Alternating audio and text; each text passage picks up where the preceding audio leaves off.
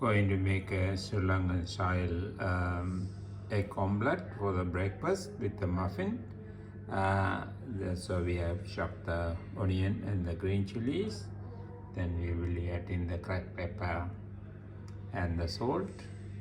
Then we will be making the omelette. So we have beaten the egg now with the mixing with the onion and chilies. And also, as I said, we have added the salt and the cracked pepper, so it should be very tasty.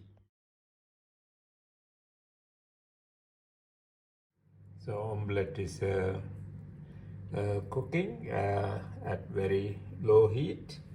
So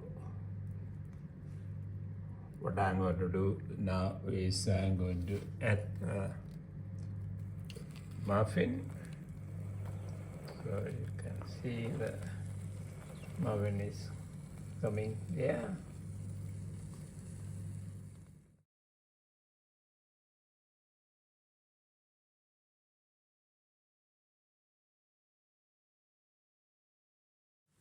But I put the both muffin together, and so I'm going to fold the egg now.